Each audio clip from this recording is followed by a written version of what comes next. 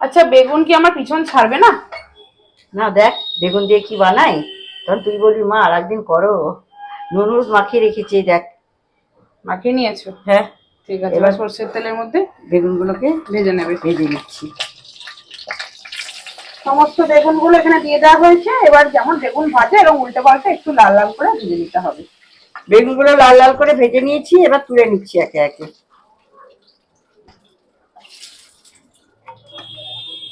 এবার ভাজবো বড়ি, এটা কেনা বড়ি, বিউলির ডালের বড়ি।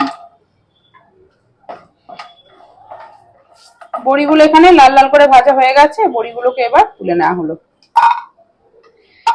এবার একটা মশলা বানিয়ে নেব। এখানে সাদা জিরে, কালো জিরে, এখানে হচ্ছে একটু নুন দিলাম, যেহেতু সর্ষে আছে এটা সর্ষে, আর দুটো কাঁচা লঙ্কা জল দিয়ে বেটে নেওয়া জল হবে। দিয়ে বেটে নেবো। বেগুন ভাজার তেলেই এবার দিয়ে দেওয়া হচ্ছে একটা শুকনো লঙ্কা আর দেওয়া হচ্ছে কালো জিরে ফোড়ন। ফোড়নটা একটু ভাজা হয়ে হোক। ফোড়নটা ভাজা হয়ে গেছে, এবার একটু লম্বা করে কেটে রাখা আলু দিয়ে দেওয়া হলো। আলুটাকে এবার একটু লাল লাল করে ভেজে নিতে হবে।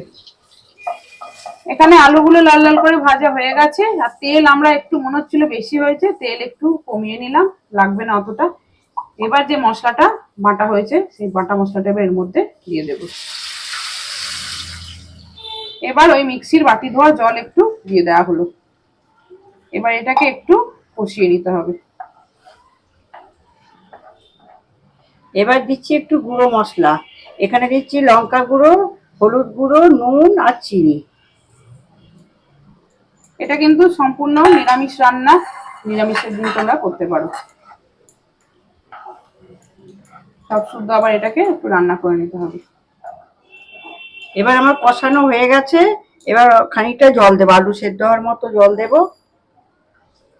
গরম জল? গরম জল, একটু ঝোল ঝোল হবে তো। এবার একটু ঢাকা দেবে, তাই তো? হ্যাঁ ঢাকা দেবো। আলুটা সেদ্ধ হওয়ার জন্য একটু ঢাকা দেবে। এবার একটা ঢাকা দেওয়া হলো। কত দূর মা? এই তো আলু সেদ্ধ হয়ে গেছে? আলুটা সেদ্ধ হয়ে গেছে। হ্যাঁ। এবার দিয়ে দেবো আগে থেকে ভেজে রেখেছিলাম যে বড়িগুলো, সেই বড়িগুলো দিয়ে দিলাম। আর বেগুনটা কখন দেবে? এই তো এবার দেবো, বেগুনটা তো ভাজা আছে। এটা তোমরা নিরামিষের দিনেও খেতে পারো, এমনিও খেতে পারো, খেতে খুব ভালো হয়। একবার বানিয়ে দেখবে। আর এরকম ঝোল ঝোল করে ঝোল ঝোল হবে, হ্যাঁ ডাল লাগবে না, তাহলে কিন্তু ভালো লাগবে। এখানে বেগুন দিয়ে মোটামুটি 2-3 মিনিট ফোটানো হলো, ঢাকা আর দেওয়া হয়নি। এবার কি দেবে মা নামানোর আগে? এই যে নামানোর আগে একটুখানি ধনেপাতা ছড়িয়ে নামিয়ে নেব। ধনেপাতা কুচি ছড়িয়ে নামিয়ে নেবে। এটা কিন্তু অবশ্যই করবে, দারুণ হয় খেতে। তাহলে তৈরি হয়ে গেল তো? হ্যাঁ একদম রেডি। রান্নাটা চটজল দিও, ঝামেলারও নয় বেশি। তৈরি হয়ে গেল বেগুন আলু বড়ি দিয়ে একটা সুন্দর তরকারি। এই রান্নাটা তোমাদের কেমন লাগলো জানিও। আর এই রান্নাটা নিরামিষ করলাম, এতে তোমরা ইলিশ মাছ কিংবা ছোট মাছ দিয়েও করতে পারো, সেটাও ভালো লাগে। আর নিরামিষ দিনে এটা করবে। আর মা নিরামিষ আরো শেয়ার করলো, বহু বন্ধুরা রিকোয়েস্ট করো যে নিরামিষ কিছু দেখাও কাকিমা, তাই এটা করলো। তোমরা ইচ্ছা করলে মাছ দিও, দারুণ লাগে।